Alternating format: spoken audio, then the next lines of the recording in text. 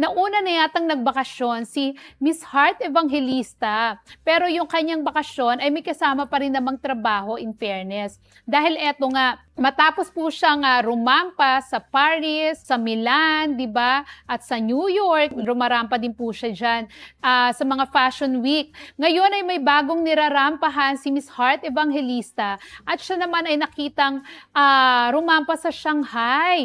At ito nga yung kanyang video and vlog ng Shanghai Haul, kung saan ipinakita niya yung mga kanyang mga bagong outfit, alahas, at yung mga ibinibigay di umano sa kanya na ang bobongga rin naman, di ba? At hindi pahuhuli sa mga branded talaga na mga Hermes, Chanel, at kung ano-ano pang mga accessories ni Heart, di ba? So ito at least yung kanyang mga bagong inirarampa sa Shanghai ay talagang nagpi-fit din naman sa kanyang personality. Pero ito nga, merong mga, syempre may mga netizens na sabi nga, kung inggit, piket, di ba? Hindi naman natin lahat ma-please. Kahit pa para sa iba ay isang fashion icon si Heart na karangalan ng Pilipinas. Meron pa rin namang mga, syempre, hindi na please dito sa kanyang ginagawa. Lalo na nga po, siya ay isang asawa ng isang senador na si Chis Escudero. Kaya naman po, yung kanyang mga pinuflaunt na mga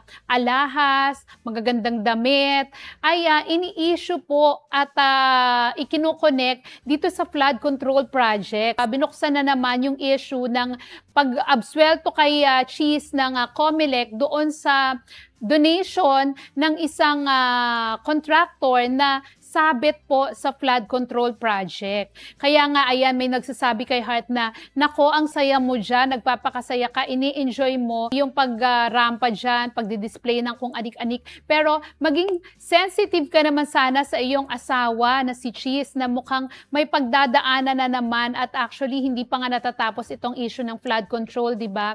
At sabi nga, imbes na ito raw si Heart ay sinasamahan, dinadamayan yung kanyang asawa at hindi muna sana nagdi-display ng mga ganito, ay parang insensitive nga raw po dahil wala siyang pakialam na any monument, sabi nga sa showbiz, di ba, ay baka imbestigahan yung kanyang asawa at mabuksan itong issue sa flood control. At actually, ayan na nga po, marami na nga ang sumisilip. Kaya doon po sa post ni Heart na video niya habang siya ay nag-Shanghai Haul, ay talaga naman may mga netizens ang sumisilip kung saan daw ba galing yung pera na ginagastos ni Heart. May mga nagko-comment pa na tax namin yan.